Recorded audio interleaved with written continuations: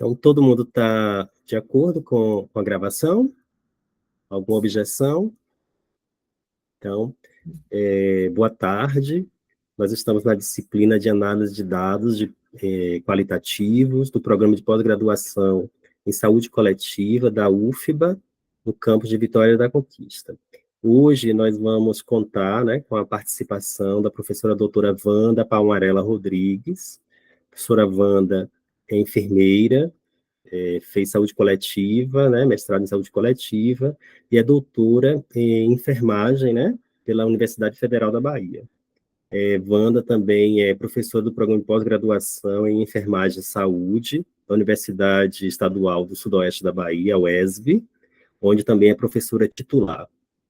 Eu queria muito agradecer a Wanda mais uma vez por essa exposição, né, por esse diálogo. Nós vamos hoje de análise de conteúdo. Queria também registrar que a professora Wanda é líder do grupo de pesquisa violência doméstica, não, desculpa, é grupo de pesquisa violência, saúde e cultura de paz, né?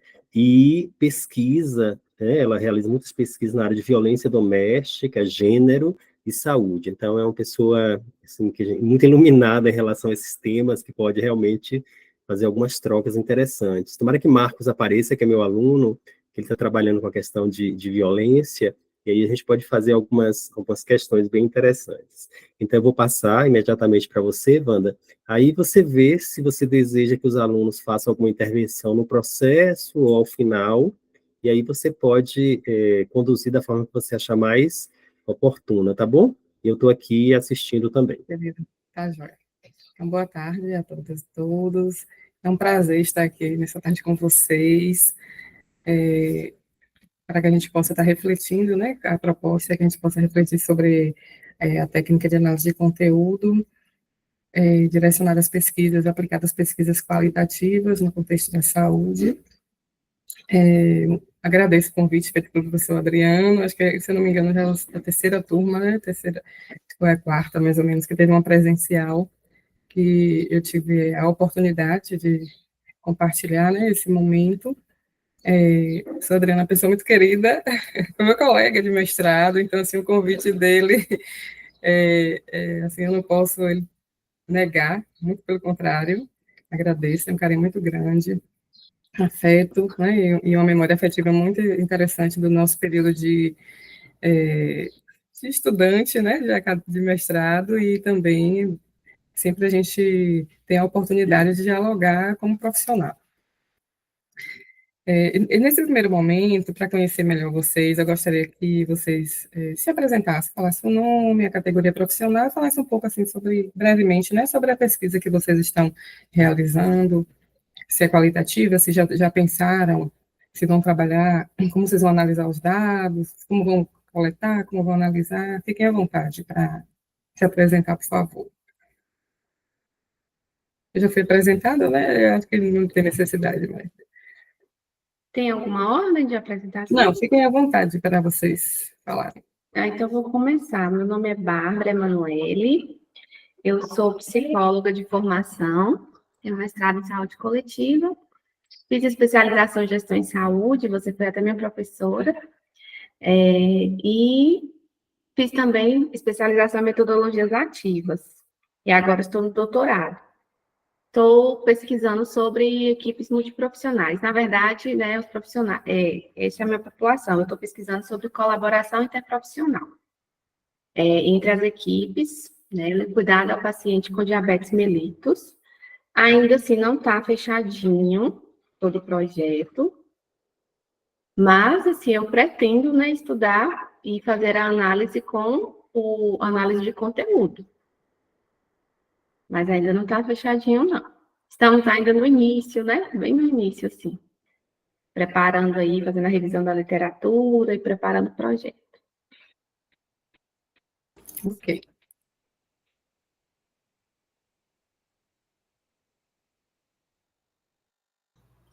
Oi, Marco Antônio. Deixa eu melhorar a iluminação aqui para me verem. Eu sou aluno do mestrado. O O tema da minha pesquisa é violência contra a mulher, meu orientador é o professor Adriano, e é quali.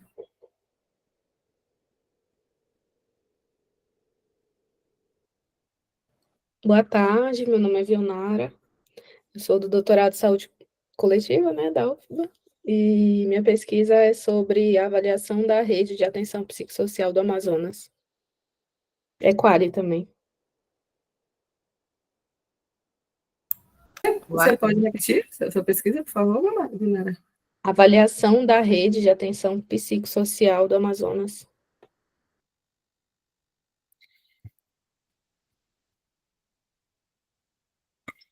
Eu sou Gabriela, enfermeira, estou no mestrado e minha pesquisa é sobre as práticas de enfermeiras no contexto da APS. E aí minha orientadora é a professora Daniela Arruda e nós vamos fazer uma pesquisa de métodos mistos, qual e quant. E eu estou na fase agora dessa pré-análise, iniciando a análise dos dados das entrevistas que já foram coletadas.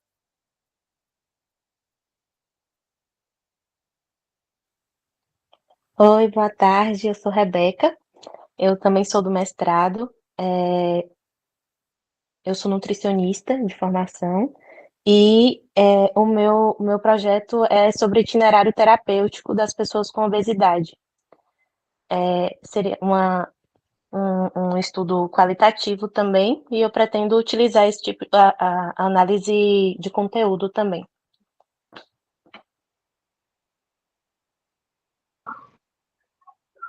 Boa tarde, sou enfermeira, estou no mestrado de saúde coletiva. Minha orientadora é a professora Lidiane Trevitino, e o nosso projeto de pesquisa é relacionado à avaliação do grau de implantação de um serviço de referência em HIV/AIDS. Também a nossa proposta é uma avaliação qualitativa. Boa tarde, eu sou Thaís, sou dentista, também do mestrado de saúde coletiva. O meu estudo vai girar em torno do acesso à saúde bucal em municípios rurais e...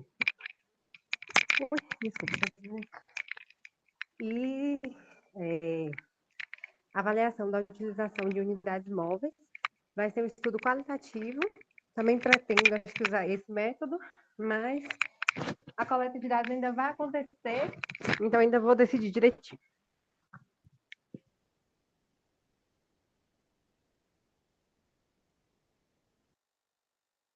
Falta alguém? Eu anotei 7 pessoas aqui. Acho que são 8, né? Boa tarde, me escutam?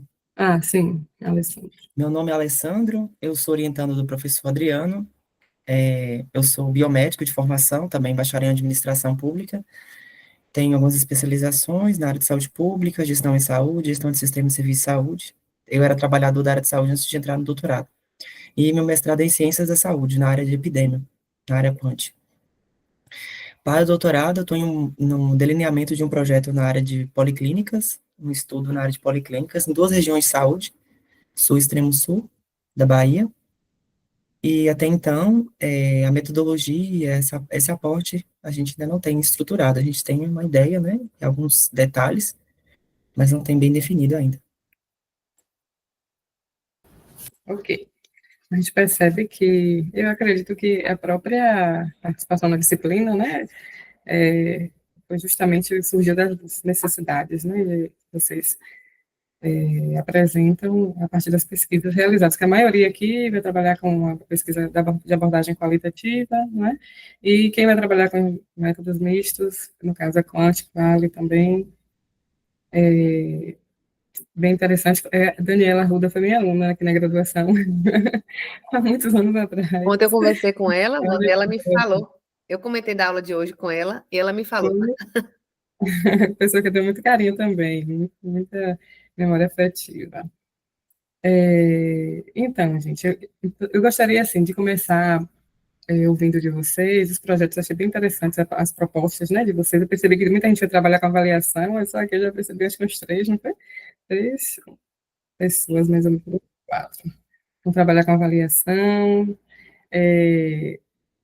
E eu gostaria de ouvir de vocês assim, qual é a experiência que vocês têm com a questão da pesquisa, dessa interpretação, em trabalhar com essa análise, interpretação de dados em pesquisa qualitativa? Assim, como é que vocês percebem isso? É, se as facilidades, as dificuldades, só para eu me situar mais ou menos. Posso falar, Wanda? Pode sim, fica à vontade. Eu, assim, nunca tinha trabalhado, né, com isso, e agora eu tô, assim, sentindo muita na dificuldade. Eu tô vendo que é algo trabalhoso, na verdade, né? Porque eu, no meu caso, eu tenho 60 entrevistas. E aí eu tô numa etapa inicial, assim, já tinha feito uma leitura das entrevistas, uma leitura mais, assim, digamos assim, mais rápida, e agora eu tô numa fase de ler as entrevistas novamente e pontuando ali, de acordo com as categorias de análise que a gente já definiu, né, anteriormente, porque a nossa foi a definição das categorias de análise antes, né? É uma pesquisa de dados coletados, uma pesquisa nacional, e aí a gente vai analisar essas 60 entrevistas da Bahia, são as enfermeiras da Bahia que responderam, né? E aí, assim, meu Deus, assim, demora muito, porque você tem que ler e você fala, meu Deus, será que falou? Aí você fica, sabe, tentando assim, aí eu fico, meu Deus, será que eu coloquei errado? Será que eu esqueci? Será que se eu voltar eu vou ler diferente, eu vou enxergar outra coisa? E aí eu fico, assim, preocupada, porque a Dani falou assim, ó, você vai fazer, vai mandar para mim. Aí ela vai corrigir, vai falar assim, ela vai ter outra visão, entendeu? Eu fico, meu Deus, esse negócio vai acabar nunca. E são 60, né? Acho que eu já fiz de 10. E aí eu tô assim, meu Deus, senti aí assim, para mim essa aula vai ser muito importante. Eu estar nessa disciplina agora para mim foi muito assim providencial nesse momento, porque está me ajudando a clarear algumas coisas, sabe? Que para mim está sendo importante. Então essa fase que eu estou agora, eu acho que é bem de fato esse momento aí que a Adriana, né, já introduziu na semana passada para a gente. Eu estou nesse processo aí, sentindo essa dificuldade, sabe? Achando assim que a gente lê, mas parece que se eu ler de novo eu vou encontrar outra coisa, ou, sabe? Parece que está faltando alguma coisa. Eu estou nessa leitura agora, assim, grifando com as cores, né? A gente identificou, são 5 categorias de análise, e aí eu estou identificando nas entrevistas e sinalizando por cores as falas, né, das pessoas, das enfermeiras entrevistadas. E aí tem fala que para mim tem a ver com todas as categorias, tem fala que tem a ver só de fato com alguma categoria, mas eu sinto essa dificuldade de entender se a minha interpretação, se o meu olhar na entrevista é de fato que está correto, entendeu? Não sei se tem certo e errado também, mas enfim de acordo com aquilo que eu carreguei, né, na minha vida profissional, digamos assim, com o meu olhar que eu estou fazendo essa, não é nem interpretação, mas essa análise inicial, né, digamos assim, que eu acho que é inicial mesmo. É isso.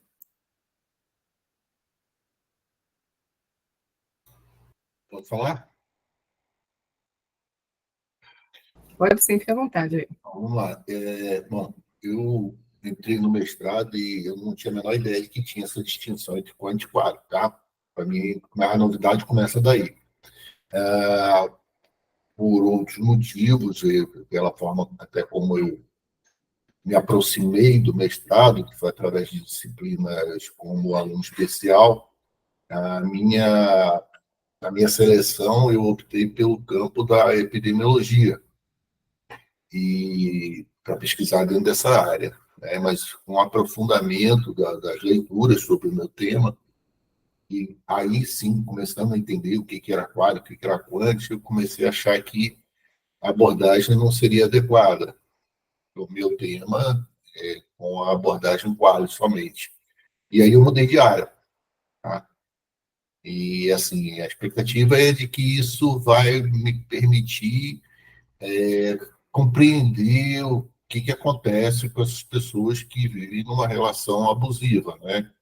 Essa é a pretensão, né? A expectativa é essa, que uma metodologia quali não me daria. Eu poderia até quantificar isso, né? Mas isso não me dá a compreensão da permanência numa relação como essa.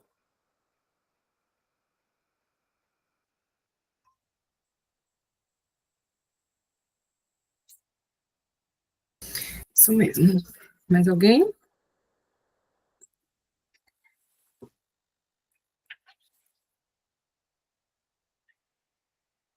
Então, eu achei bem interessante o que a Gabriela trouxe, e quando ela disse que ela fica indecisa se realmente a interpretação dela, né, está sendo coerente.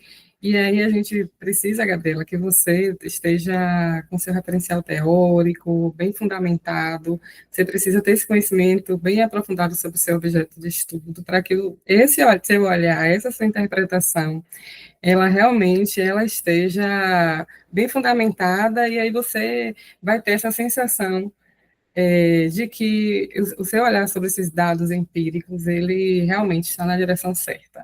Claro que, assim, como a gente vai estar mergulhando nas questões subjetivas, né, a questão da subjetividade, a questão, existem várias singularidades, várias nuances, mas que quando a gente tem esse respaldo, né, desse aporte teórico, a gente se sente bem mais seguro em analisar, em olhar para os nossos dados.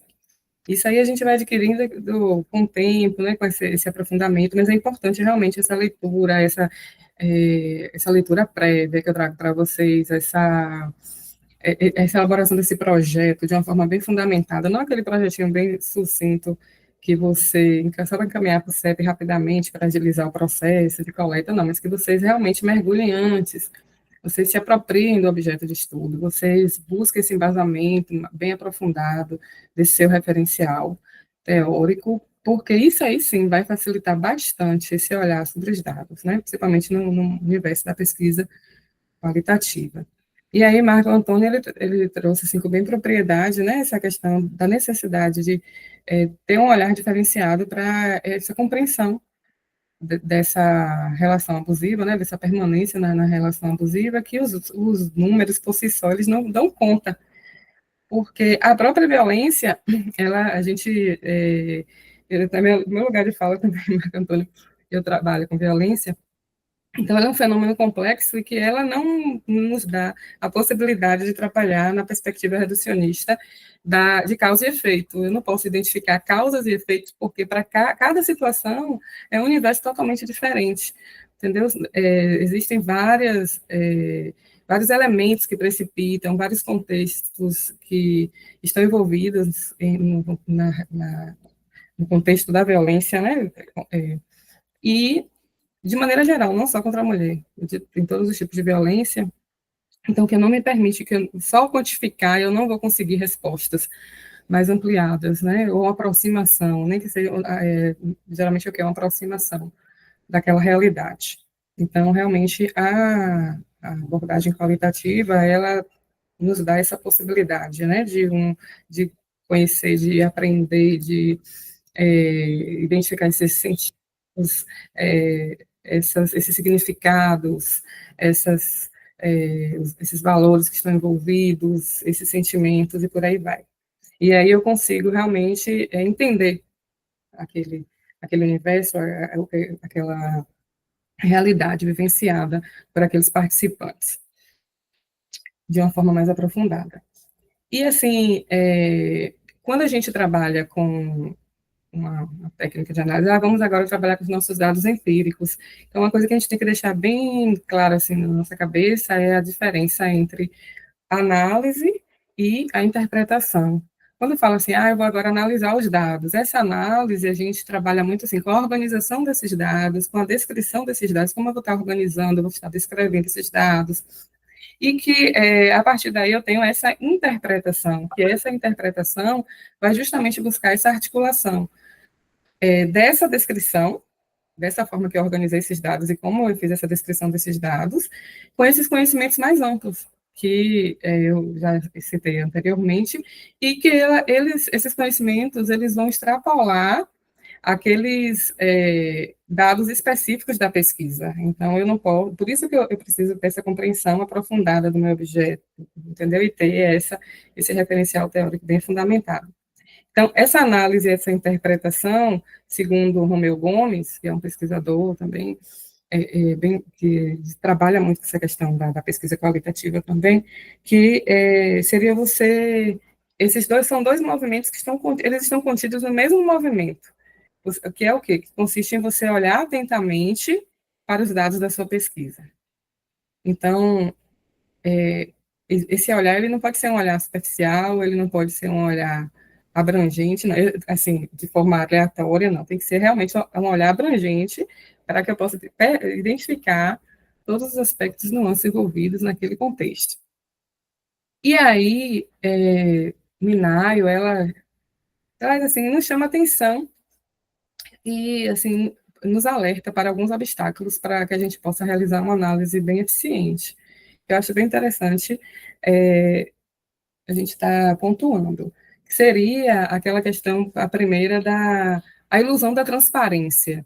Seria você ter aquele primeiro olhar e fazer uma interpretação espontânea daqueles dados, como se a realidade estivesse sendo mostrada ali, dá para a gente só do que está escrito ali, naquelas falas. Entendeu? Então, você faz a leitura e aquele olhar superficial, aquele olhar que você não consegue aprofundar e fazer a articulação com o contexto sociopolítico, ideológico, cultural, certo? Então, aí você termina sendo uma análise que vai encontrar um obstáculo nessa análise, se você atuar dessa forma. Outro obstáculo que Minai chama para a gente, isso é um preâmbulo, daqui a pouco eu começo a apresentar os slides, eu que achei interessante resgatar, né, essa discussão. Ela nos chama atenção que, às vezes, a gente, como pesquisador ou pesquisadora, a gente se envolve tanto com as técnicas e com os métodos, um passo a passo, que a gente termina se afastando e se esquecendo do que realmente mais importa, que seria aprender essas dinâmicas sociais, essas redes sociais dinâmicas e vivas que estão ali presentes e mergulhadas naqueles dados empíricos, certo? Naquelas entrevistas. Então, às vezes a gente, não, eu tenho que, a contagem, a frequência, a porcentagem, unidade de registro, unidade de contexto, entendeu? E aí eu estou tão preocupada, agora eu vou fazer o corpus para rodar no Iramutec, e agora é a classificação hierárquica descendente, que é a interface, né, do Iramutec, que categorias, subcategorias da análise de conteúdo, que termina que eu não busco captar realmente esse fenômeno e sua complexidade. E a outra coisa também que é muito comum é que os pesquisadores geralmente não conseguem articular os dados empíricos com as teorias ou com os aspectos teórico-conceituais, né, do seu objeto de estudo. Então, assim, gente, aqui é uma etapa, mas que ela não pode estar descontextualizada de todo o processo da pesquisa. Ela está imbrincada, desde a parte da introdução, que você está toda articulada, não pode estar solta, certo? Então, é necessário que a gente tenha esse olhar, já pensando dessa forma, para que a gente possa realmente trabalhar com a técnica de análise de conteúdo, né, nessa abordagem qualitativa, né, da pesquisa qualitativa. E vou estar aqui projetando os slides.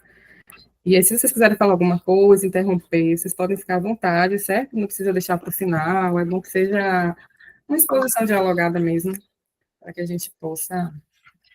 Vocês estão visualizando? Não, peraí, só um pouquinho, deixa eu apresentar aqui para mim, que eu esqueci. Compartilhar, na verdade, a apresentação. Está indo? Tá, né?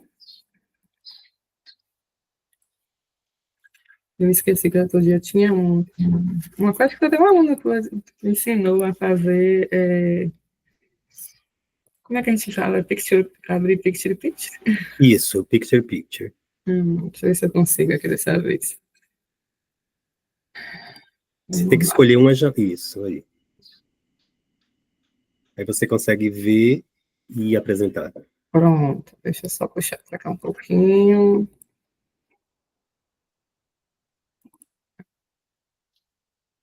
Ok? Tá dando para visualizar aí? Vocês estão... Ou está atrapalhando aqui esse? Não, agora dá. Agora dá, gente. Pronto. Então, a proposta é para que a gente possa discutir sobre a utilização da análise de conteúdo temático em pesquisas qualitativas em saúde. A proposta de hoje Aqui. É que essas reflexões, primeiro nós vamos trazer uma contextualização histórica da análise de conteúdo, depois a gente vai estar trazendo alguns aspectos conceituais que estão relacionados à aplicabilidade dessa técnica. Vamos trazer as fases da análise de conteúdo e vamos trabalhar nessa aula com análise de conteúdo temática ou categorial. Existem várias modalidades de análise de conteúdo, mas a que é mais utilizada, mais comum nas pesquisas qualitativas, essa análise de conteúdo temática. E eu vou trazer os resultados, brevemente aqui, uma síntese, né, eu trabalhei na minha tese com análise de conteúdo e temática, e também os resultados de um projeto de pesquisa agora que eu estou finalizando com os bolsistas, que é Descortinando a Subjetividade da Transsexualidade, que é só para mostrar a vocês como é que a gente trabalha, certo?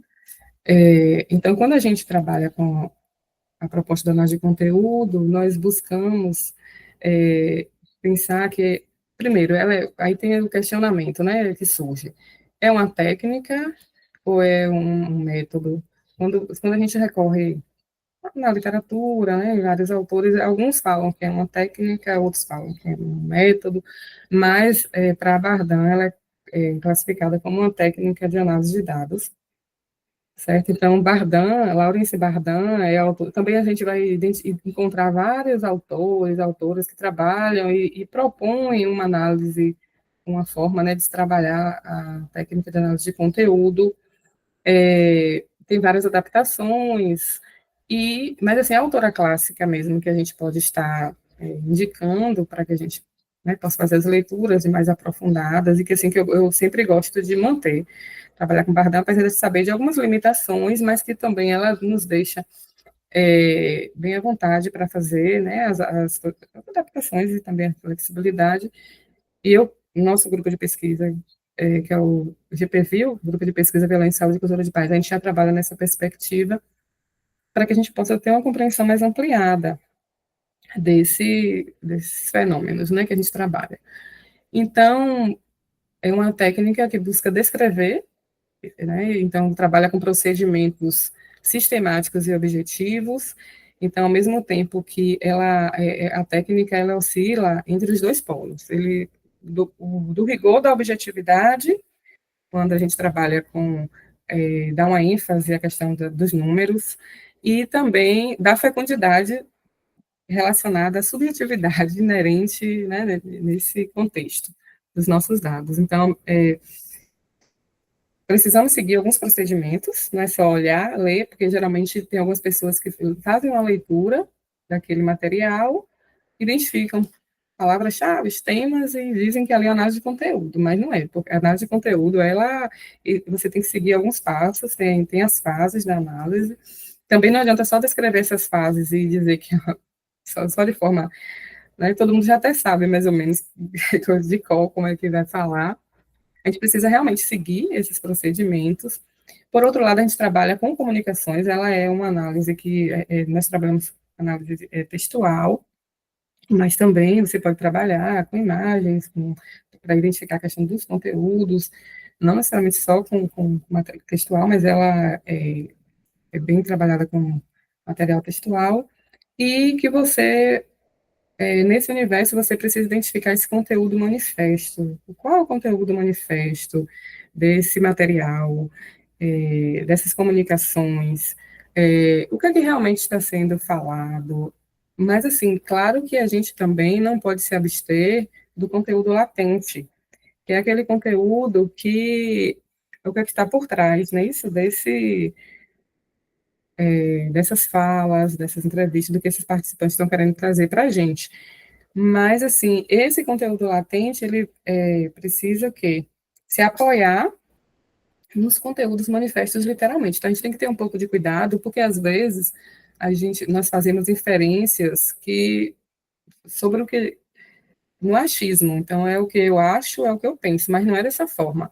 É você ter olhar para trazer o que os participantes realmente estão desvelando para a gente, mostrando, mas que esse olhar ele esteja direcionado para o contexto, as articulações que estão brincadas ali naquele universo. Então, a gente vai estar apresentando mais adiante isso, certo? Então, assim, a crítica relacionada a Bardan é porque ela, deixa eu ver a palavra certa, assim, é muito assim, pela parte quantitativa, a ênfase na parte quantitativa, no quantitativismo, na contagem, na frequência, na porcentagem, e aí na fragmentação do texto demais, e que às vezes você pode correr o risco de ter essa dificuldade dessa compreensão tão ampliada e dessa articulação com o contexto sociopolítico, cultural, ideológico que a gente tanto fala, certo? Mas a gente tem como trabalhar com essa técnica e não se afastar de ter de contemplar, né, essa articulação. E trazendo um pouco sobre a trajetória, essa contextualização histórica da análise de conteúdo, as primeiras tentativas para se trabalhar com análise de conteúdo partiram da interpretação dos textos sagrados, e principalmente através da análise de hinos religiosos, na Suécia, em 1640. Então, eram 90 hinos religiosos, e buscava-se identificar quais eram compreender, identificar aquele conteúdo, se naquele conteúdo presente ali naqueles hinos religiosos, se tinha algum efeito nefasto, algum efeito que pudesse comprometer a visão pregada em relação aos luteranos. Então, buscava-se identificar quais eram os temas religiosos, quais eram os valores, quais eram as modalidades que apareciam naqueles discursos, se é mais favorável, se era desfavorável, a complexidade do estilo da linguagem que era abordado, então era muito nessa perspectiva. Em 1640, foram trabalhados os casos isolados de análise de conteúdo prematura. Então, que é justamente essa questão aí que eu trouxe aí, né? A pesquisa da autenticidade sobre os hinos religiosos na Suécia, esses temas, os valores, e por aí vai. E aí, realmente, só que assim, era de uma forma empírica, era uma forma prematura, não era uma forma ainda, era só que ela lia os hinos e tentava identificar esses temas, tentava identificar o que é que isso interferia, né, nas pessoas que seguiam, no caso, a religião, né? Aí vem aqui, o começo e a medida. Então, quando realmente vai começar? Durante cerca de 40 anos, essa análise de conteúdo, ela começou a desenvolver-se nos Estados Unidos, no início do século XX. O rigor científico à medida era, assim, enfatizado, e buscava-se analisar principalmente material jornalístico veiculado na Primeira e Segunda Guerra Mundial. Aí teve aí fazendo o estudo da propaganda, aquelas propagandas que eram veiculadas para ver se não tinha nenhum cunho, nenhum teor, se o conteúdo ali veiculado não tinha nenhum teor subversivo, né, que fosse contrário aos ideais dos envolvidos na Primeira e Segunda Guerra Mundial. E teve um período de influência da psicologia behaviorista, com descrição rigorosa do comportamento como resposta a um estímulo. Então, nesse momento, buscava-se identificar aquela questão de causa e efeito, né? A questão muito da parte quantitativa, de causa e efeito não, de estímulo-resposta, né? A psicóloga, tem a psicóloga no grupo, né? Então, trabalhava-se muito com essa questão de você dar um estímulo e a resposta, e aí buscava-se identificar esse comportamento, esse conteúdo. E nessa época aí, os estudos pioneiros de Lagos foram assim que se destacaram.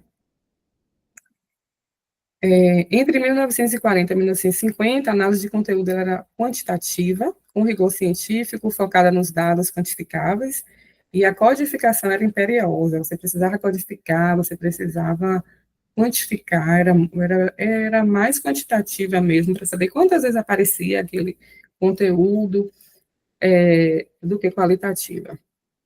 E a investigação política também, né, com o acirramento dos problemas da Segunda Guerra Mundial, veio à tona nesse período em que a análise de conteúdo ela começou a ser trabalhada. Então, era a parte quantitativa, a abordagem quantitativa era, assim, com bem destaque, né, com bem ênfase. Os estudos de Berelson e Lazarfield se destacaram nesse período.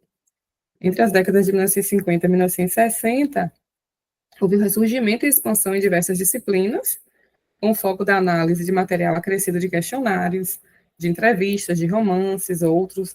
E aí também foi um período de impasses e desilusão.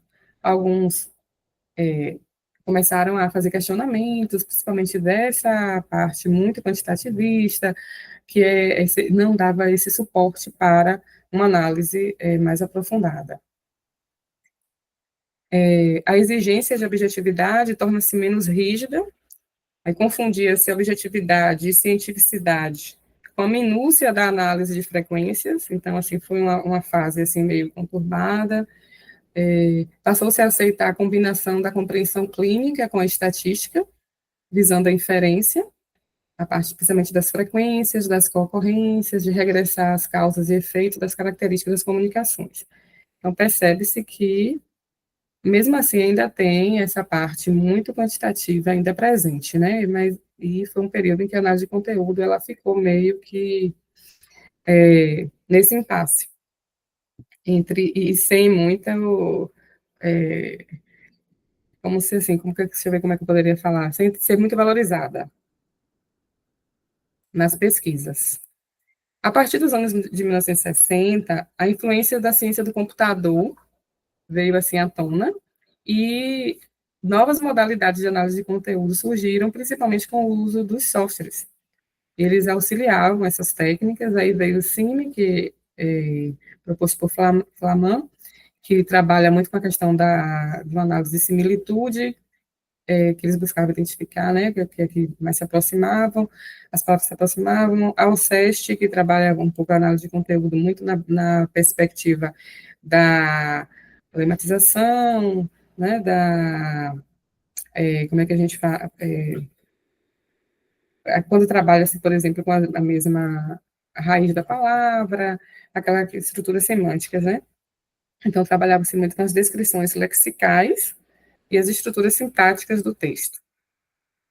E aí, o que mais aparecia naquele texto era mais o quê? Verbo, substantivo, e buscava-se também agrupar a partir da raiz da palavra, por exemplo, a mesma raiz, cantar, cantoria, e as palavras que elas iam se repetindo e que tinham essa raiz, né, iam direcionar essa análise.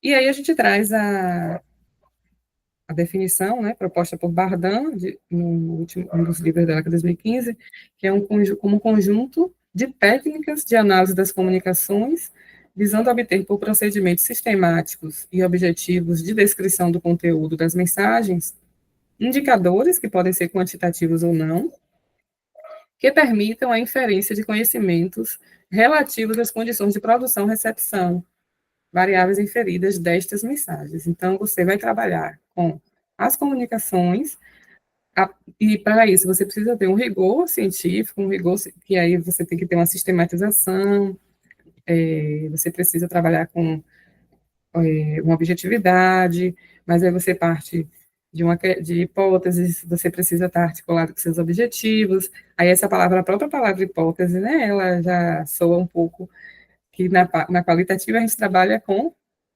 os pressupostos, né, da pesquisa. Aí a gente ainda tem essa quantitativa, essa abordagem quantitativa ainda bem firme nessa técnica. E que a gente precisa identificar no conteúdo dessas mensagens indicadores. Quais são esses indicadores? Essas repetições dessas palavras, por exemplo, pensamentos, ideias que se repetem, que aparecem ou que não aparecem também, certo? O que a gente pode estar tentando identificar, que são esses indicadores, e, ao mesmo tempo, fazer inferências a partir de quê? Das condições em que esses discursos, essas falas, elas são produzidas e recebidas, certo? A partir daquele contexto. Se a gente for trabalhar bem pesquisadores, eu acho que é um pouco de vaidade acadêmica. Por exemplo, algumas palavras aqui, às vezes eu falo discursos, né? Quem trabalha com análise de discurso não aceita que eu falo discursos, as falas, as entrevistas, mas, assim, no âmbito geral, a gente dá para, que às vezes a gente escapa um pouquinho, mas eu falo discurso no sentido, assim, da fala, né? Daquelas mensagens que são trazidas pelos participantes. E Minayo é uma das autoras, né, que criticam essa análise de conteúdo muito sistematizada, muito ligada a essa contagem frequencial, e o que ela mais critica é essa questão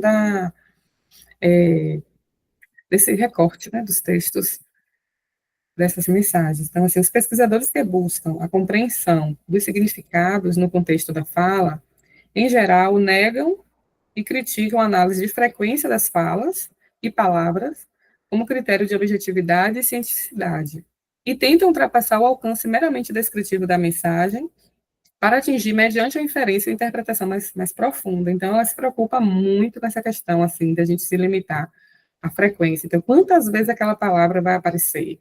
Quantas vezes aquela frase vai aparecer? Porque ela acha que isso aí você perde esse potencial, né, criativo, interpretativo, de mergulhar naqueles dados de uma forma mais aprofundada e fazendo essa articulação, né, com essas condições em que essas falas elas são produzidas e são recebidas também. Aí a gente termina que se perde.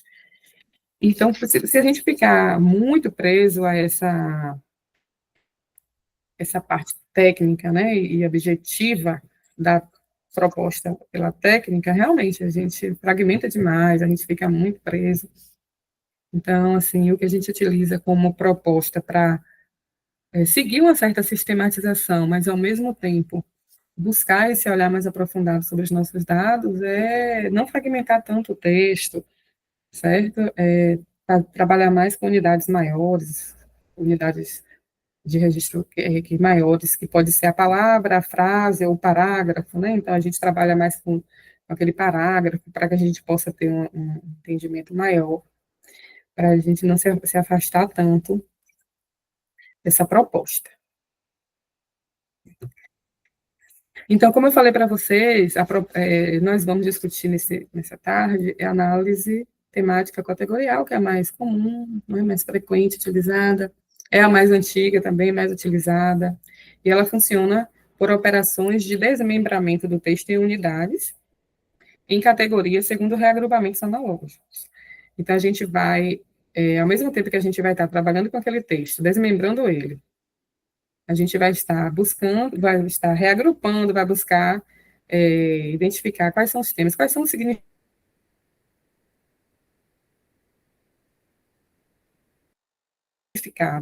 qual é o campo semântico, a gente trabalha muito assim, com campo semântico, quais os significados, quais os sentidos, que aquelas unidades de registro, de análise, que a gente pode estar falando, né, também, que é uma terminologia utilizada, eles trazem para a gente reagrupa para a gente identificar os temas que foram trabalhados, e daí subcategorias e categorias.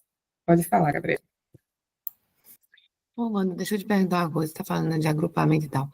Quando tem uma pergunta, quando a gente vai comparando, né, quando a gente vai nas entrevistas, quando faz uma pergunta bem assim, cheia de informação, e a pessoa responde sim, aí a gente fica sem material analítico. aí a pessoa fala sim, aí na outra ela fala sim, na outra ela fala não, aí na outra ela fala um monte de coisa, aí você consegue sair dali. A gente vai considerar esse sim? O sim está solto, né? É. Não tem como você articular. É como se fosse uma pesquisa quant, né? Sim, não, sim, não. É, porque tem gente que responde sim. E agora, sim, o ideal é essa questão aí, é um ponto importante que você traz, Gabriela, a questão da entrevista, principalmente. O ideal é que a gente trabalhe com entrevista em profundidade e que a gente busque se aprofundar mesmo, fazer uma entrevista bem, que dê essa possibilidade de a participante falar realmente, contextualizar, entendeu? Então, assim, às vezes, até na forma que a gente elabora a pergunta, às vezes a gente tem que ter essa preocupação também e tentar explorar ao máximo. Então, às vezes, a pessoa, por exemplo, às vezes ela não responde também ali diretamente, mas em outro momento ela vai estar respondendo, você pode trazer e você pode, por exemplo, do que ela falar, em relação ao que você falou sobre isso e isso, você pode esclarecer, ou conte-me mais, esclareça-me mais, entendeu? Para que você possa estar explorando. Então, mesmo que naquele momento ali, naquela pergunta, você não teve, Porque o sim para a gente aqui não tem significado, a gente fica muito limitado, entendeu? A gente não tem como avançar. Então, assim, minha dúvida agora, outra, né? Então, eu não vou utilizar esse sim, né? Não tem. Não vai Aí, ficar sabe o que eu sim. fiz? Eu nem perguntei, eu grifei a pergunta e grifei o sim, para só entender que o sim era daquilo ali, entendeu? Estava associado àquilo ali. Então, por exemplo, você faz pré-natal, preventivo, nananã? Sim. Entendeu? Isso aí não entra, não. Não entra, né? Então ótimo. Foi bom ter perguntado. Obrigada. A Adriana só está ali balançando a cabeça. Quer falar, Luiz? Fala. Não, é porque eu queria complementar, assim, não sei se Wanda se deu conta, porque essas entrevistas a Gabriela não fez. Então, eu acho que isso remete a uma coisa que a gente vem discutindo em aula, que é o desafio de você trabalhar com dados que foram produzidos por outros. Né? Porque uma coisa que você poderia ter percebido e contornado, como foi trabalhado por outras pessoas, às vezes, sem experiência na pesquisa qualitativa, então aquilo vai se avolumando e aí você não tem mais como corrigir. Né? Uma coisa possível é, assim, você trabalhar do ponto de vista da compreensão geral, e dizer assim, olha, houve uma concordância geral de que as pessoas faziam aquele procedimento, ponto. Mas no sentido mais contextual. Mas o que era aquele procedimento, o que é que elas sentiam, o que representava para elas, que é o que nos interessa, que é a compreensão, isso a gente não consegue aprofundar. Se fosse você fazendo, você certamente, isso que Wanda colocou, ia colocar outras questões de maneira diferenciada para que a pessoa pudesse transformar aquele sim em argumentos. Né? Acho que é isso. No teu caso, como o banco de dados é enorme, não teria nem como você fazer sozinha, mas assim, geralmente os meus orientandos eu peço para que eles possam fazer as entrevistas, mergulhar, entendeu? Eu tenho até experiência que minha primeira entrevista mesmo que eu fiz no doutorado, eu achando que estava, né, maravilhosa, mas aí eu cheguei, quando eu comecei a ler com minha orientadora, a doutora Normélia Diniz, ela, sim, mas o que ela quer dizer isso aqui? Por que você não fez a interlocução para compreender melhor isso aqui? Então, assim, aí o que é que eu comecei a fazer? Eu comecei a prestar bastante atenção na entrevista, nas respostas, e quando eu percebia que tinha algo ali que ainda estava, que para mim eu não conseguiria entender, ou então eu achava que era aquilo, mas eu não poderia falar, né, dessa forma.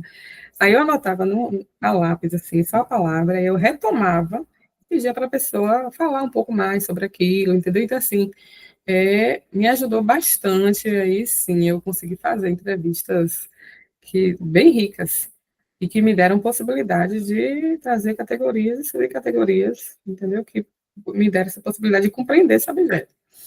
Eram familiares de mulheres em situação de violência, representações sociais, de familiares de mulheres em situação de violência, né, sobre a violência de gênero.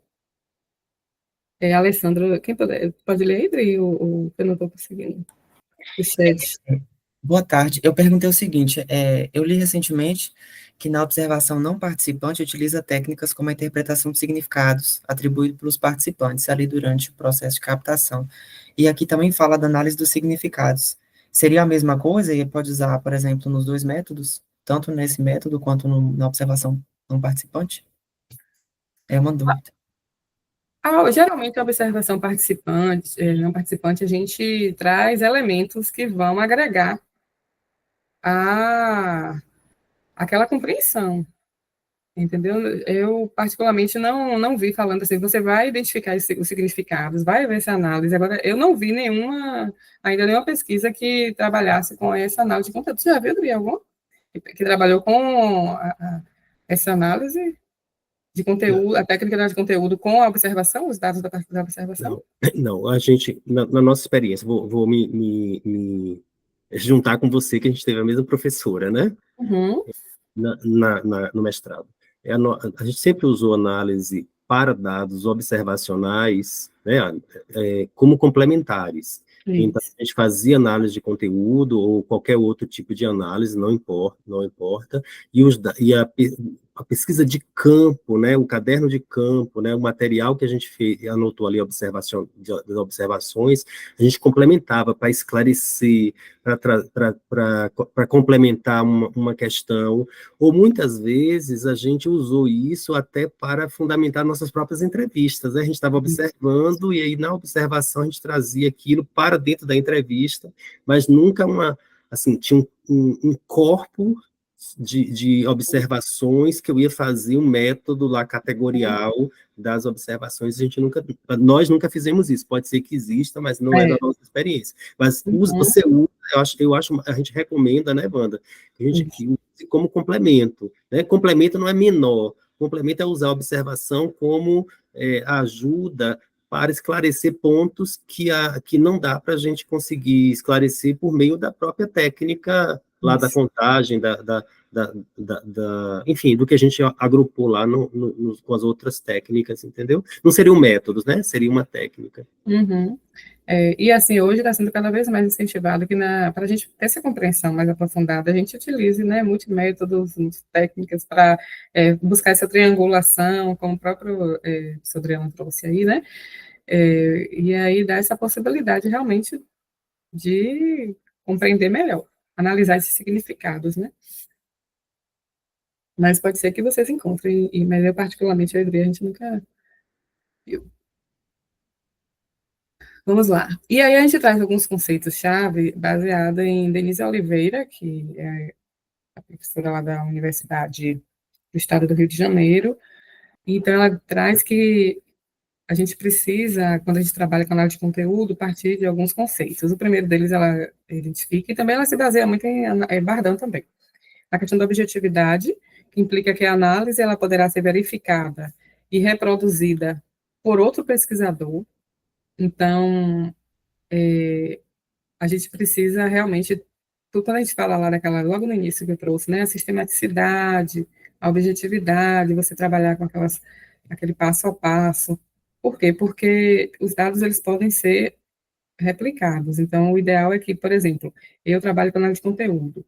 Passando o corpus para a professor Adriano, por exemplo, ele vai aplicar a análise de conteúdo também, ele vai replicar. Então, que esses dados, ele encontre, ele tem a possibilidade de encontrar os meias mesmos ou uma aproximação do que eu identifiquei.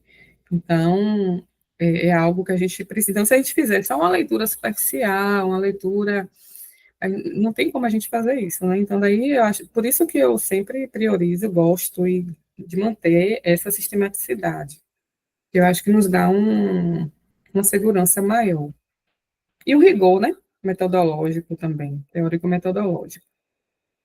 Essa sistematicidade, a análise, ela deve tomar em consideração tudo o que no conteúdo decorre do problema estudado e analisá-lo em função de todas as categorias retidas para fins de pesquisa. Então, é importante que a gente não só priorize, por exemplo, a gente vai ali escolher de forma arbitrária, fazer uma seleção arbitrária, não, eu quero analisar só esse material aqui, ou só essa parte aqui que é importante, não, é ideal que você trabalhe com tudo, para não ficar selecionando. Então, a proposta é ter sistematicidade. Buscar esse conteúdo manifesto, né? Implica eliminar as ideias a priori, os preconceitos do pesquisador.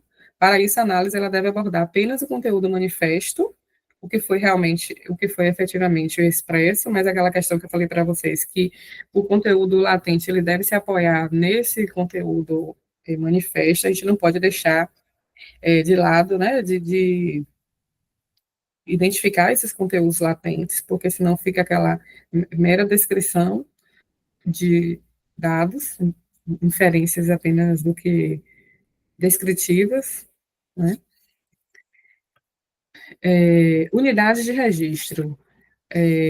Na análise de conteúdo, nós trabalhamos com essas unidades de registro, que consiste numa unidade de segmentação ou de recorte, a partir da qual se faz a segmentação do conjunto do texto para análise. Então, a gente vai começar a fazer a leitura da entrevista, lá que está transcrita, ipsiliteris, né? Geralmente, quando é uma questão só, então a gente trabalha a questão toda, mas quando por exemplo, no meu caso, eu falei assim, fale-me sobre a vivência da violência na sua família.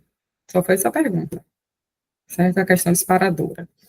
Mas claro que eu tinha outras perguntas que eu poderia estar direcionando a partir do que a pessoa estava falando, né? Poderia fazer essas interlocuções. E aí, só que aí o que acontece? Quando você tem várias questões, aí geralmente a gente coloca as respostas da primeira questão, depois da segunda questão, certo? Sequenciadas, para a gente estar analisando. Nesse caso aqui, aí, quando eu começo a fazer a leitura, aí eu leio, e aí eu vejo aquela. E aí eu escolho, eu vou trabalhar com a palavra, eu vou trabalhar com a frase, eu vou trabalhar com o parágrafo maior.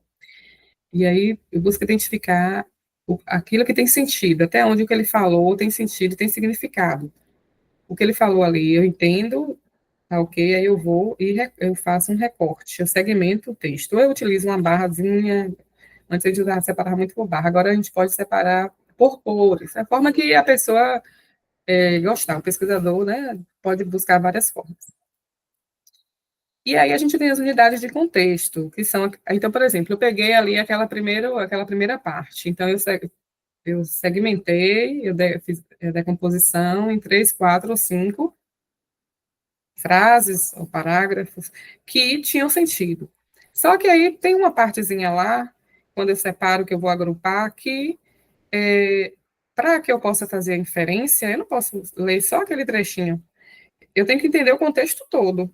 E aí eu volto para a entrevista, para aqueles parágrafos todos, entendeu? Que tem ali, para que eu faça a releitura para trazer realmente o que é que aquelas, fazer minhas inferências, né? O que é que elas estão falando e o que é que está por trás, detrás daquelas falas. Então, são unidades de compreensão da unidade de registro, e corresponde ao segmento da mensagem, cujas dimensões são maiores do que aquelas da unidade de registro. Então, para que eu possa compreender o que aquela unidade de registro trouxe, eu preciso retornar à minha entrevista, ler o contexto maior, entendeu? Ler o texto maior para entender, que chama unidade de contexto. A análise categorial considera a totalidade do texto na análise, passando por um crivo de classificação e de quantificação, segundo a frequência de presença ou ausência de itens de sentido. Então, quando eu trabalho com análise categorial, eu estou trabalhando com análise categorial ou temática, então eu busco classificar aquele material, vou quantificar de acordo com quantas vezes apareceu ou não apareceu aquele núcleo de sentido, certo? E essa ausência aí é mais em relação àqueles indicadores que a gente precisa identificar quando a gente estiver interpretando, buscando aquele conteúdo, principalmente conteúdo latente, né? Quando eu falo assim, a ausência de item de sentido, aí é justamente nessa compreensão maior do contexto. A inferência, então, a intenção maior da análise de conteúdo é a inferência de conhecimentos relativos às condições de produção e de recepção de uma mensagem, inferência esta que recorre a indicadores relativos ao texto. Então, aquela questão, e mais adiante a gente tem a parte dos indicadores, que eu vou trazer para vocês, que é justamente quantas vezes apareceu, quantas não apareceram, aquelas palavras ou aqueles temas, tinha muito cunho ideológico relacionado àquela parte, o que é que questão cultural estava implícita, estava forte, entendeu? Então, a gente vai estar identificando isso, para fazer nossas referências. As condições de produção é compreender a superfície dos textos e os fatores que determinaram essas características, deduzidos logicamente através da correspondência entre as estruturas semânticas ou linguísticas e as estruturas psicológicas ou sociológicas dos enunciados. Então, eu tenho que estar buscando identificar quais são os aspectos sociais, psicológicos, de ideologia, de atitudes que estão presentes nesses enunciados, as condutas, e também eu preciso estar, então, compreensão dessa superfície dos textos, buscando fazer essa interlocução, não apenas com, se preocupar, quantas vezes apareceu uma palavra que mas assim, por exemplo, o que é que ela denota para aquele grupo, para aqueles participantes, relacionados ao meu objeto. E aí que eu retomo mais uma vez o que eu falei lá no início. Para que eu possa captar isso daquele objeto, daqueles participantes, eu tenho que ter a bem fundamentado, eu tenho que saber, ler bastante. Então, por exemplo, quando a gente trabalhou com a transexualidade, eu não podia ir para campo sem estudar, sem saber, me aprofundar, né? Porque era vivência, era descortinar a subjetividade da transexualidade para mulheres e homens transexuais. Então, os bolsistas, foi praticamente um ano fazendo trabalhos mesmo de, tanto que a primeira bolsa que a gente teve dificuldade, que coincidiu com a pandemia, inicialmente a gente tinha previsto fazer a coleta online, aí por causa da pandemia, né, depois a gente mudou, a gente só conseguiu fazer depois, que não teve condição de fazer durante a pandemia. Então, o primeiro ano da bolsa foi todo, foram 3 bolsistas, trabalhando com a revisão mesmo de literatura e se aprofundando nas questões conceituais, nos aspectos teóricos e conceituais. E assim, foi muito bom, porque foi o que facilitou e direcionou trabalhar com realizar essas entrevistas e também depois interpretar, analisar, fazer as inferências. Eu não podia fazer de forma solta, sem conhecimento, entendeu? Então, e conseguir captar os elementos que estavam ali relacionados àquela realidade. Então, é algo que a gente precisa, que eu chamo muita atenção. Eu acho que, de forma geral, a gente precisa ter isso em todas as técnicas, né, todos os métodos, mas, assim, aqui é algo sine qua non, tá, que a gente precisa. Uma coisa também que lá naquela parte deixa eu só voltar aqui rapidinho, essa análise categorial aqui. Então, eu lembro que acho que foi a Gabriela mesmo, né, Gabriela falou no início que ela já partiu das categorias analíticas, não foi, Gabriela? Você já tinha as suas categorias de análise? Foi a partir do referencial teórico, né? A gente foi estudando e aí a gente elaborou. E cada categoria tem uma definição, uma descrição baseada, né, no referencial teórico mesmo. E aí, vira e mexe, eu volto e leio a definição de novo, que a gente estudou sobre aquilo, para poder me certificar de que, de fato, o que eu analisei, entendeu? O que eu te falei no início. É isso. Então, essa proposta sua é de trabalhar com categorias a priorísticas, ou seja, a priori. Categorias a priori, ou seja, a partir do seu referencial teórico, você olhou para seus dados e você buscou identificar as categorias de análise embasada nesse referencial.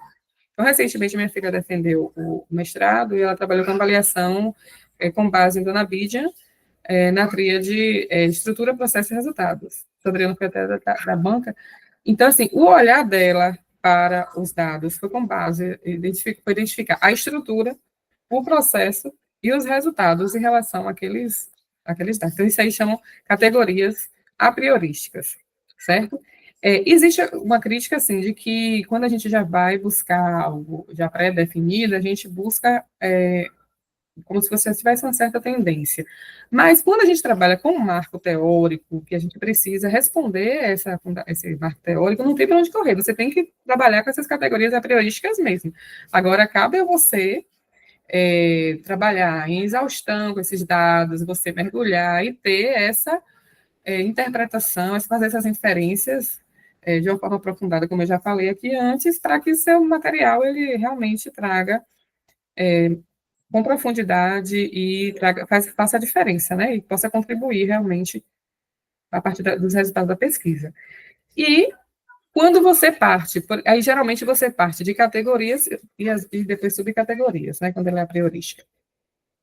Agora, quando você parte, por exemplo, você vai trabalhando seus dados, que aí você vai buscar as unidades de registro, aí você vai buscar classificar, reagrupar, aí você parte das subcategorias depois é que você agrupa as sub para você identificar quais são as categorias. Então, as subcategorias e categorias, elas emergem dos seus dados, você não tem ideia. Claro que a partir das perguntas que você constrói, ela vai estar direcionando também, mas não de forma tão amarrada, assim, ou seja, obrigatoriamente, porque a depender, no caso dela, que trabalhou com a tríade de Dona Bídia, estrutura, processo e resultado, obrigatoriamente tinha que aparecer nos resultados dela essa estrutura, esse processo e resultado. Se ela não trouxesse, não ia. E assim, ela não colocou lá nas perguntas qual a estrutura do seu trabalho, não é isso, entendeu? Então, mas, nesse caso aí, quando a gente não trabalha com essas categorias pré-definidas, então a gente chama de categorias a posteriori, certo? Que você identifica as unidades de sentido ou de análise, depois você parte para as subcategorias e depois as categorias. Adriano, quer acrescentar alguma coisa sobre isso aí?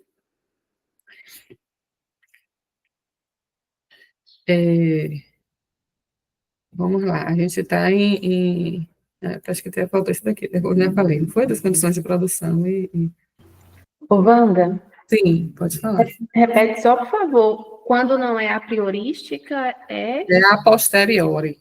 a posteriori. Obrigada. Certo? Ou seja, elas vão emergir, vão surgir depois, entendeu? Você não sabe quais são. E a priori, ou seja, priorísticas, você já precisa identificar que suas categorias são aquelas. Claro que depois podem surgir subcategorias, né? Mas você já tem. Então, geralmente, a posteriori, a gente faz o movimento inverso. A gente identifica as subcategorias, depois agrupa as subcategorias em categorias. Certo? Aí a gente tem aqui, com base em Bardan, as fases, 3 fases, né, que são bem famosas em todos os artigos publicados com base na análise de conteúdo, temática, com base em Bardan, que é a pré-análise, a exploração do material, o tratamento dos resultados, a inferência e a interpretação. A Neta aqui falando, comendo pipoca. Ai, Jesus. Então, a pré-análise é a fase de organização propriamente dita. Então, você vai estar organizando, né, todo esse material, e aí você faz primeiro uma leitura flutuante, que consiste em estabelecer contato com os documentos, a analisar, e em conhecer o texto, deixando invadir por impressões e orientações. Então, quando você mesmo que vai estar fazendo, você mesmo que vai estar fazendo a sua entrevista, que você vai transcrever, aquilo ali você já está tendo aquele primeiro contato já, você já está, né, se apropriando, se aproximando. Aí depois você escolhe os documentos que vão ser submetidos à análise, e aí você constitui um corpus, o corpus, então, é o conjunto de documentos tidos em conta para serem submetidos aos procedimentos analíticos. Então, meu corpus é constituído de 19 entrevistas, ou então de 30 entrevistas, de 60 entrevistas, certo? E aí, nessa constituição do corpus, a gente precisa seguir 4 regras. A regra da exaustividade, é preciso ter em conta todos os elementos desse corpus, não se pode deixar de fora qualquer um dos elementos por esta ou por aquela razão, seja por dificuldade de acesso, de impressão, ou de não interesse, você tem a impressão de que você não tem interesse, né, naquele material, não vou analisar, não, você tem que esgotar a totalidade do texto, certo? Você tem que trabalhar com todo o texto, com todo o material selecionado naquele corpus. Regra da representatividade, a análise ela pode efetuar-se numa amostra, devendo ser representativa do universo inicial, então, assim, eu preciso pensar isso, aí eu penso, né, desde o início da minha pesquisa mesmo, se aquela amostra, que aí vem mais um termo, né, que é bem da Quant, mas a gente está sendo exigido até pelos instrumentos hoje que as revistas pedem, né, tem o COREC, tem que falar como é essa amostra, como é que você escolhe, seleciona. Então, mas quando a gente seleciona, na pesquisa qualitativa, a gente também tem que ter esse olhar criterioso, né, para a minha amostra. Então, ela realmente vai dar conta, ela é representativa para trazer elementos que eu tenha a possibilidade de aprender, né, e conhecer, compreender esse fenômeno, e aí é uma das críticas também que é muito feita na pesquisa quali, porque a gente trabalha com subjetividade, né, com sentido, significado, sentimentos, e a gente não se preocupa com quantificação, com número de entrevistas. Mas, por outro lado, a gente também precisa, não pode estar se limitando tanto, e, ao mesmo tempo, a gente precisa trabalhar, por exemplo, a gente pode lançar a mão da saturação empírica dos dados, que é quando o Turato mesmo, ele explica Egberto Turato explica bem isso, que é quando você começa a fazer as entrevistas, e essas entrevistas, elas chegam a um ponto que elas só se repetem tanto, que não aparecem mais elementos novos, e aí, aquele momento em que você ainda ele sugere que a gente faça mais umas 3 ou 4 entrevistas, ou um pouco mais, só para realmente se certificar de que chegamos à exaustão, né? Já chegamos não tem mais elementos novos, e a gente se dá por satisfeito naquele momento ali, da coleta dos dados. Tá? Então, por isso que é importante fazer essa interface entre a coleta e, ao mesmo tempo, você já está trabalhando essa técnica, a técnica de análise. É interessante você, agora eu vou fazer as entrevistas, tá? Todas as entrevistas. Não, é interessante que você já vá trabalhando com esses dados, porque você pode estar identificando algumas lacunas, você pode estar identificando necessidades de compreender melhor, você tem essa necessidade também de identificar se os elementos estão já se repetindo, e por aí vai.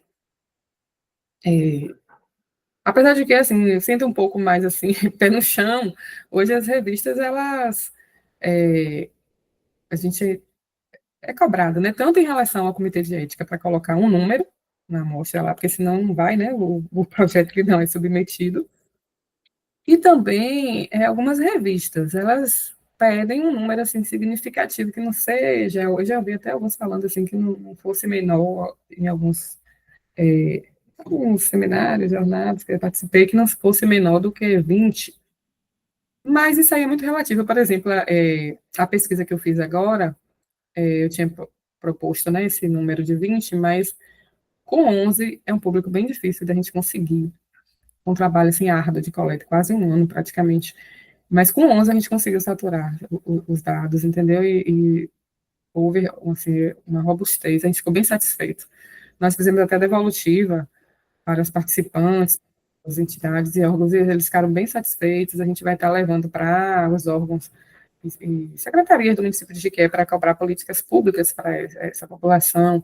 A gente vai estar levando, já fomos convidados para apresentar na Conferência Municipal LGBT que vai ter aqui em Jiqué esse ano ainda, para apresentar os resultados da pesquisa. Então, foi assim, foi bem interessante, porque realmente a gente se preocupou em explorar todos os elementos na entrevista, entendeu? Então, para vocês terem ideia, com 11 a gente conseguiu rodar no Iramutec, porque geralmente o Iramutec, né, tem um número mínimo exigido, o mínimo do mínimo 12, seriam 12, com 11 foi um aproveitamento de quase 80%, então foi um aproveitamento muito bom. É porque depende das entrevistas, depende do seu material textual para você fazer. Então, se preocupem, gente, com essa entrevista, com essa coleta, não façam assim, de forma superficial, porque aí fica bem mais difícil. E aí as revistas cobram da gente, tem o que é de novo aí na sua pesquisa, nos seus resultados, o que é que você está trazendo de novo? Então, para isso, eu tenho que me preocupar desde o início. Então, tudo tem que ser muito bem pensado, muito bem articulado, muito bem feito, com muito amor. Eu falo que tem que ter muito amor, para poder você não fazer aquela coisa assim, só por fazer, repetindo, agora eu vou estar, para mim está sendo um fardo. Então, assim, é fazer mesmo, se envolver com o que você está fazendo. E aí a gente tem a regra de pertinência, sim, a regra da homogeneidade, é isso que eu não falei. Os documentos devem obedecer a critérios precisos de escolha. Então, assim, eu não devo misturar. Se forem só entrevistas, não ser só entrevistas. Aí, se forem músicas, um exemplo, músicas, ou ter hinos religiosos, eu não posso estar misturando.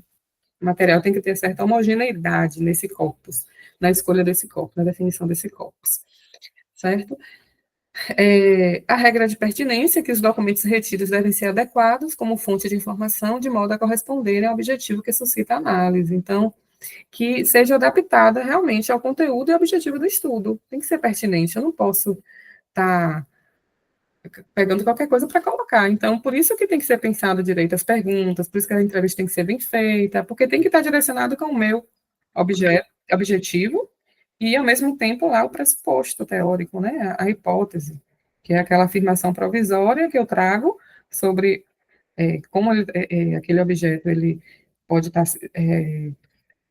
aparecendo, se mostrando a partir embasada no meu referencial teórico, nos meus aspectos teórico-conceituais.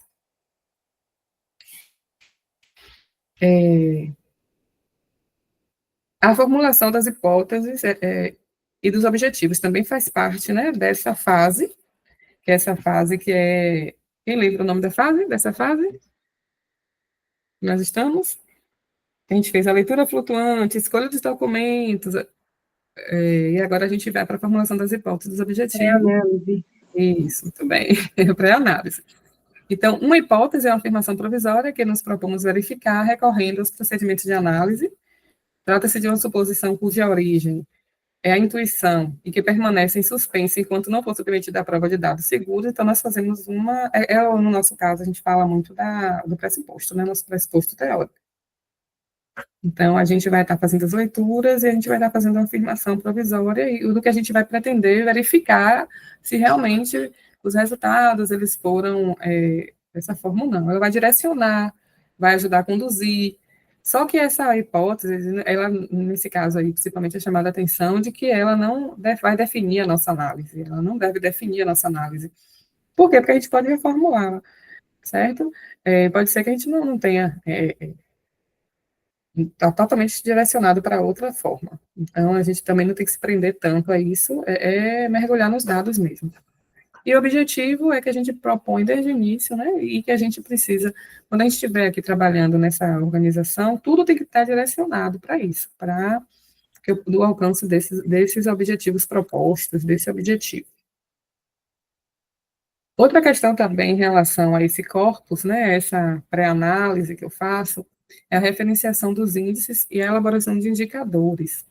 Então, o índice pode ser a menção explícita de um tema numa mensagem. Então, por exemplo, você está lendo a mensagem, você está fazendo a entrevista, aí uma pessoa chorou, uma pessoa demonstrou, né, uma emoção, a gente percebe que a pessoa está demonstrando ansiedade, porque tem muitas palavras assim, manifestam por perturbações da palavra durante a entrevista terapêutica, no caso. Aí a pessoa chora, a pessoa percebe que está bem, né, agitada, ou então fica repetindo aquelas mesmas palavras. Então, os índices repetidos, o RAM, frases interrompidas, repetição, os gags, os sons incoerentes, e sua frequência de aparição vão servir de indicador do estado emocional subjacente. Então, é algo que eu preciso estar atento também nesse corpus, quando eu estiver fazendo essa pré-análise. Eu não posso desconsiderar um choro, eu não posso desconsiderar um riso, eu não posso desconsiderar, tipo assim, a gente perceber que a pessoa está demonstrando que está ali daquela forma, como é que a gente pode dizer? Não está confortável, entendeu? Então, é importante que a gente esteja atento a isso, né? No nosso corpus. E, sim, pode falar, Thaís. Professora, mas essa questão aí só se aplica quando a própria pessoa fez a entrevista, né? Porque como é tipo Gabriela que está lendo uma entrevista já pronta, não tem como ela se atentar a essas questões, né? Mas, por exemplo, mas assim, quando a gente transcreve, quando a gente faz a entrevista, ou então quando a gente transcreve, a gente escuta, né? A pessoa chorou. Aí é importante destacar, assim, ó, coloca um colchete e coloca choro, o pausa, o riso, entendeu? É importante esses índices estarem destacados nesse corpus. Entendi, obrigada. Wanda, eu tenho observado isso mesmo, Thaís. Tem assim, sempre tem risos, pausa. Aí às vezes a pessoa fala assim, aí fica assim, aí você já entende, né? Que tá em dúvida, sabe? Isso. Dá sim para entender algumas coisas. Assim, a minha não teve ainda nada de choro, tal, nem nenhuma perturbação nesse sentido, né? Assim, emocional. Mas de risos tem, vários risos. Eu já percebi que elas ficaram atentas a colocar essa questão, né? Sinalizar. Isso. Aí, quando você estiver analisando, você vai observar se realmente foi importante. É importante você estar identificando isso, se tem alguma interferência, se tem se ela indica alguma coisa para você, entendeu? Alguma presença de algo, ou ausência de algo, que aí vem essa questão desses indicadores aí, que estão relacionados com esses índices e indicadores precisos, que aí você precisa estar identificando a frequência, né, a repetição das palavras, quantas vezes uma palavra ou expressão ela vai aparecer no texto. Aí você vai estar atento também à repetição de temas ou ideias, como é aquela recorrência daqueles temas, se aquele tema é bem recorrente, principalmente naquela parte do texto, ela vem, a maioria dos participantes vão falando isso. Essa questão da presença ou ausência que eu falei desde o início lá, certos termos que são presentes, certos conceitos, certas palavras que são comuns, frases que às vezes são repetidas, são ausentes, são presentes ou também ausentes, porque aí vai ser um indicador nessa interpretação. Por exemplo, o contexto que a pessoa está inserida, a posição dessa pessoa no discurso também pode ser, que é importante que a gente esteja atento. Então, está falando na condição de um profissional de saúde, na condição de um gestor, na condição de um usuário, entendeu? Então, assim, sobre o mesmo objeto, às vezes, ainda mais quando a gente trabalha com essa, principalmente as pesquisas dialéticas, né, que a gente busca identificar esses vários olhares. Então, sobre o mesmo objeto, no meu mestrado mesmo, né, eu trabalhei com um treinamento introdutório. Então, eu trabalhei com os gestores formuladores da política, na época, para você trabalhar, implantar uma equipe de saúde da família, você precisava, a equipe toda precisava passar pelo treinamento introdutório. E aí, eu era facilitadora desse treinamento, era algo que estava me inquietando, e eu trabalhei com os formuladores da política, que elaboraram esse treinamento, essa capacitação, e que também estavam ofertando, né, essa capacitação, com os profissionais e também com os usuários, para saber se a prática, né, ele estava realmente condizente com o que era proposto. E a gente percebe que, a depender desse lugar de fala, né, a depender dessa ocupação, existe olhares, percepções, compreensões diferentes, né? A gente pode estar observando também as tendências ideológicas naquele discurso, a gente pode estar, que são tudo indicadores que a gente tem que estar atento, certo? Nas falas. E aí é importante ter mergulhar mesmo. Então, desde a pré-análise, devem ser determinadas operações de recorte do texto em unidades comparáveis de categorização para análise temática e de modalidade de codificação para o registro dos dados. Então, eu já tenho que definir aqui, nessa pré-análise, eu vou trabalhar. Se quando eu recortar o texto, eu vou recortar o texto em palavras, em frases, em parágrafos maiores, né? Para que eu possa ver como é que eu vou estar categorizando, se é uma categorização a priorística, se é uma categorização a posteriori, como é que eu vou estar codificando, certo? Então, isso aí já tem que estar bem definido nessa fase aí de pré-análise. Aí a gente vai para... ainda tem essa questão da preparação do material, que a gente precisa... As entrevistas gravadas, elas são transmitidas na íntegra, e as gravações conservadas. Então, é importante que a gente fala, né, ipsiliteris, que na íntegra, do jeito que a pessoa fala, a gente tem que estar, inclusive, trazendo esses índices.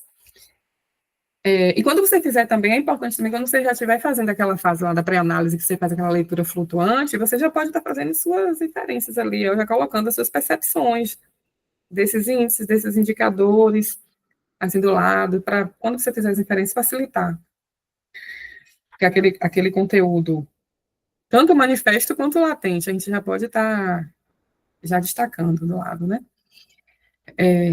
Aí você vai fazer o recorte do material, como eu falei, né, em unidades de registro, unidades de significado, unidades de análise, tem vários termos que a gente usa, cada pessoa usa de um jeito. Mas o importante é que todas buscam identificar o significado, o tema, o campo semântico, o que é que quer trazer, o que é que está querendo dizer para a gente, qual é o tema ali que a gente vai estar agrupando, que a gente vai estar... Né? A gente dispõe de colunas vazias à esquerda e à direita para o código nas entrevistas digitadas, impressas em papel. Isso aqui depende muito também, viu, gente? Da forma como pesquisador, a gente que é bem criativo, que cria tabelas, que cria... Não importa, o importante é seguir o passo a passo. Isso aqui é bem flexível. Para o tratamento tecnológico, preparar os textos e codificá-los adequando ao computador programa. Uma questão também que é muito utilizada é assim, o Iramutec, ele prepara o seu texto, ele pode te ajudar, assim, você pode processar o texto, e você, a partir dali, a partir daquele segmento de texto, por exemplo, que ele agrupa, aí sim você vai fazer análise de conteúdo temática, é verdade. Mas o programa, por si só, ele não faz análise de conteúdo temática, categorial. certo? Então, é algo que, eu não sei se vai ser Júlia, Adri, esse ano, que vocês depois vão estar discutindo aí mais adiante. Já está marcado. Que bom. Aí a outra, aí nós terminamos essa primeira etapa aí, né? Que na verdade elas são bem brincadas, né? Mas essa pré-análise toda, a gente considerou todos esses itens aí, né? Agora a gente vai para a segunda fase, que é a exploração do material. Essa fase é o que a Gabriela falou, né? Ela é longa, ela é cansativa, principalmente com 60 entrevistas. Viu? Realmente, você é uma guerreira. Eu não tô vendo ninguém falar dessa quantidade até agora, eu não escutei, só tô vendo a minha. Oh, meu Deus, tô. Mas, assim, na verdade, o seu objeto pede, né? Mesmo sendo quali, mas eu acho que você precisava dar conta disso, já que você quer trabalhar com essa. Não tinha como não ser. E também por conta da forma que foi realizada as entrevistas, foi feito assim para quantidade de pessoas que tinham disponíveis, digamos assim, que conseguiram responder e tal. E aí foi a totalidade mesmo da Bahia. Uhum. Justamente. Então, consiste essencialmente em operações de codificar, de decompor e enumerar, ou enumerar. A gente vai ver aqui mais adiante, vai ficar mais fácil para vocês. Esta fase trabalha com recorte do texto em unidades de registro e unidades de contexto. Essa unidade de registro é a unidade de significação, que vai ser codificada e corresponde ao segmento do conteúdo a ser considerado como uma unidade de base, visando a categorização e a contagem frequencial. Então, o recorte na análise de conteúdo temático é sempre de ordem semântica. Então, qual é ali qual é o sentido, né? Qual é o sentido ali daquela que eles querem trazer para a gente, daquele trecho, daquele recorte, daquela fala, certo? A unidade de contexto, como eu já expliquei para vocês, né, que serve de unidade de para a gente compreender, principalmente aquelas partes ambíguas do texto, a gente lê, aí eu não sei se está querendo falar isso, ou se o que está querendo falar realmente, porque está ambíguo aqui, aí eu retorno naquela parte maior do meu texto, leio tudo, para que eu possa realmente trazer os elementos direcionados àquelas falas, certo? E a gente vai para a parte do tratamento dos resultados. Então, aqui, ó, essa parte daqui consiste em você vai ler novamente, aí você agora já vai fazer uma leitura. Lá você fez uma leitura flutuante, né? Aqui você está fazendo uma leitura mais exaustiva. Aí você vai ler, você vai reler, você vai separar as unidades de registro, decompor por cores, você leu ali, não, um parágrafo, aí você lê o que tem sentido ali, um significado, você para, aí depois você vai ler novamente, e aí você vai vendo, aqui está falando sobre isso, você usa uma cor, vamos dizer, está trazendo aqui sentimentos. Agora aqui a gente já está percebendo nessa outra que são ações, entendeu? Aí você vai utilizando cores e vai grifando até o final todo. Ali você está decompondo, né, o seu texto, você está separando ele ali, para depois você vai juntar as cores, você vai então, tudo que for de sentimento vermelhinho, você vai trazer junto, você vai colocar junto. Tudo que for de ações, você vai colocar junto, azulzinho. Aí depois você vai ver quais são os temas ali que eles estão querendo, qual é o tema mesmo, eles estão querendo ali, a gente já viu, sentimentos, é o campo semântico, é sentimento. Agora, dali, quais são os sentimentos? Aí eu vou ver. É tristeza, é medo, é alegria. Então, são o que? As subcategorias. E quando eu agrupo esses sentimentos, qual é o nome da categoria maior que representa aquelas subcategorias? Entendeu? Então, é nessa fase aqui que eu faço isso. Eu identifico as unidades de registro, por campo semântico, eu tiro as dúvidas lá na minha unidade de contexto, voltando à entrevista para ler o contexto maior. E aí agora, aqui é a parte do tratamento dos resultados obtidos em interpretação. A terceira fase, que você faz a inferência, né? As inferências, tratamento, inferência, interpretação. Falta ali botar inferência. Os resultados brutos, eles são tratados de maneira a serem significativos, falantes e válidos. É importante que você faça testes de validação. E aí a gente tem possibilidade de fazer a validade interna através da exaustividade e exclusividade, e a validade externa, ela é representativa e generalizável. Então, o que quer dizer isso? Quando eu falo assim da exaustividade, é aquela questão que eu tenho que trabalhar com todo o meu corpus, né? E a exclusividade, eu tenho que ter em mente que cada elemento só pode existir em uma categoria. Então, eu não posso, por exemplo, não, mas aqui ele está querendo falar sobre isso e sobre aquilo ao mesmo tempo. Não, ela tem que ser exclusiva. Tá? E aí eu tenho que escolher, eu tenho que realmente, o que é que ele está realmente querendo falar? Pode trazer, Gabriela. Eu ia perguntar isso também. Porque tem situações que a gente identifica que aquela fala, então tem que ver o que é mais, digamos assim, forte. Isso. O que é que realmente é mais representativo ali para. Teve coisa, eu ia até perguntar isso para a Nani, teve coisa que eu grifei em 2 cores. Pois é, mas você não pode botar ela 2 vezes, entendeu? Em uma categoria e outra não. Você tem que definir. Ela é exclusiva. Tá? Ela não pode aparecer 2 vezes. Ou ela é de uma ou ela é de outra. Aí você pode pedir ajuda, porque aí entra a validade externa. Sim, e também cabe você voltar ao seu marco teórico, cabe você ter essa fundamentação para ver se realmente. Isso mesmo. Aí eu vou lá e volto e fico lendo o que a gente escreveu no projeto para tentar me clarear mais. Mas aí, como eu estava em dúvida, eu peguei, marquei, falou que foi os 2. Então, teve coisa que eu marquei. Por exemplo, eu tenho uma categoria chamada autonomia e a outra modo de organização, um exemplo. Aí eu fiquei assim, meu Deus, não, mas a gente está falando de um modo de organização nesse sentido aqui, com essa definição, com esse direcionamento relacionado a protocolo, a questão de processo de trabalho, de organização vertical, horizontal, né? E autonomia, não. Mas, às vezes, não se confunde, assim, a gente pensar, né? Às vezes é uma coisa que se confunde. Aí eu fico, meu Deus do céu. Aí, vários eu pintei de 2 cores. Vou ter que voltar. Mas acontece, é normal. Faz parte do processo. Entendeu? E essa validade externa, porque ela tem que ser representativa e generalizável, então quem replicar a técnica de análise de conteúdo sobre aquele corpus que eu selecionei, ele precisa chegar, né, no mesmo resultado, ou uma aproximação, e geralmente a gente é indicada a utilização de 2 a 3 juízes para que possam replicar a técnica para ver se realmente houve essa aproximação, ou o mesmo resultado.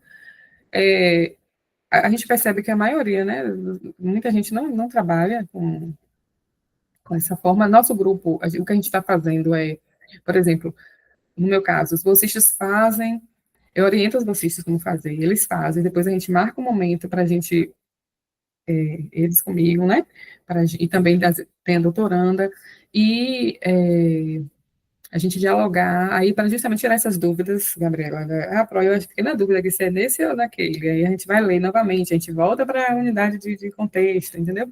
Volta para a parte do referencial, e aí a gente seleciona, escolhe, né, e ainda pedi uma doutoranda, ela fez a validação para ver se realmente chegava ao mesmo resultado, entendeu? É o que nos ajuda bastante.